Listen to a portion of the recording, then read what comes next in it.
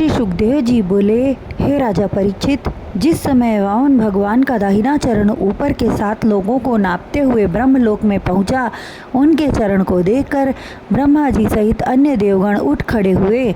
श्री नारायण के नख चंद्र को ब्रह्मा जी ने कमंडल से जल निकाल कर धोया। उसी जल से श्री गंगा जी का पृथ्वी पर अवतरण हुआ। देवता, यक्ष, किन्नर आदि ने ढोल मृदंग बजाकर उनकी जय जयकार करते हुए पुष्पों की वर्षा की। तत्पश्चात वामन भगवान राजा बलि से बोले, हे राजन, तुमने मुझे 3 पग भूमि देने का वचन दिया था, किंतु 2 पग में तुम्हारे संपूर्ण राज्य को मैंने नाप लिया। अब तीसरे पग की भूमि कहाँ से दोगे? राजा बलि चुपचाप खड़े रहे। उन्हें इस प्रकार चुप देखकर वामन भगवान बोले, हे राजन, यदि तीसरे पग की भूमि देने की सामर्थ्य नहीं है तो स्पष्ट शब्दों में मना कर दो, हम बिना दान लिए वापस चले जाएंगे। तब राजा बलि हाथ जोड़कर सिर झुकाते हुए बोले, हे जगत पिता जगदीश्वर, मैं असत्यवादी नहीं हूँ। मैंने 3 पग भूमि आपको दान देने का संकल्प किया है, जिसमें से 2 पग आप नाप चुके हैं, तीसरे पग की भूमि मैं अवश्य दूंगा। तब वामन भगवान कहने लगे, हे राजा बलि, तुमने अभिमान पूर्वक कहा था कि जो चाहो मांग लो, और देख रहा हूँ कि 3 पग भूमि प्रदान करने की भी सामर्थ्य नहीं है। और गरुड़ जी से बोले, हे गरुड़, यह अपने वचनों को पूर्ण नहीं कर रहा है, इसलिए इसे बांधकर पृथ्वी पर डाल दो। गरुड़ जी ने वामन भगवान के आदेश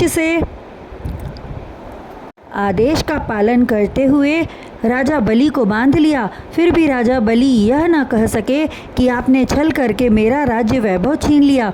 उसी क्षण देवर्षि नारद वहाँ पर प्रकट हुए और वहाँ उपस्थित अन्य राजाओं को, जो यह कह रहे थे कि राजा बलि को बांधना उचित नहीं है, से बोले, हे राजाओं एवं दैत्यगण, भगवान वामन जी राजा के सत्य की परीक्षा ले रहे हैं, आप लोग चिंता न करें।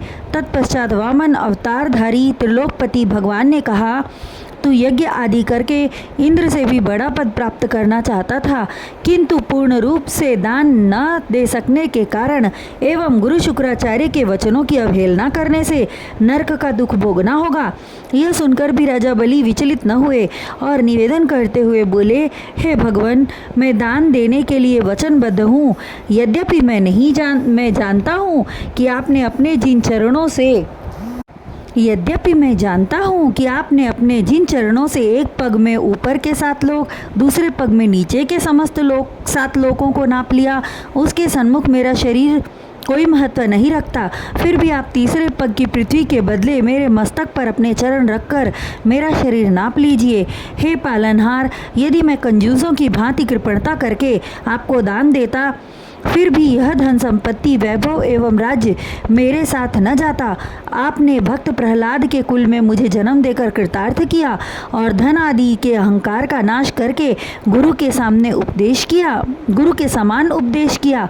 जिस समय राजा बलि भगवान वामन जी से वार्ता कर रहे थे, उसी समय भक्त प्रहलाद आकाश से उतरकर वहाँ पर आए और भगवान को साष्टांग प्रणाम करके बोले, हे भक्त प्रवर, आपने राजा बलि को जिस तरह तीनों लोकों का राज्य प्रदान किया था, उसी प्रकार छीनकर उचित दंड दिया है, क्योंकि धन ऐश्वर्य प्राप्त कर प्राणी अभिमानी हो जाता है। आपको मैं नमस्कार करता हूँ। तत्पश्चात दैत्यराज बलि की स्त्री रानी विंध्यावती बोली, हे कृपा निधान, आप समस्त लोकों के सृजनहार, पालक एवं हर्ता हैं। खेल खेल में सृष्टि का निर्माण एवं नाश करते हैं। हम संसारी जीव आपको क्या दे सकते हैं? उसके बाद ब्रह्मा जी ने निवेदन किया। तब वामन भगवान मुस्कुराते हुए बोले, हे चतुरानन, मैंने राजा बलि के अहंकार को दूर करने के निमित्त एवं इनके सत्य की परीक्षा लेने के लिए ऐसा किया। सत्य जानो, मेरी कृपा से प्राणी का अहंकार नष्ट हो जाता है और अमर यश प्राप्त होता है। 8वें मनवंतर के आने पर हम इन्हें देवलोक का राज्य प्रदान करेंगे।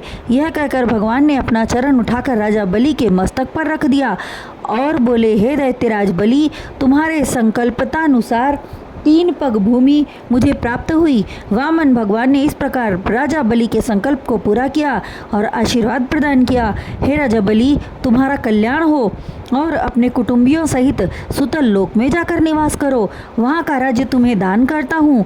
मैं स्वयं वामन रूप में सदैव तेरे द्वार पर खड़ा रहूँगा।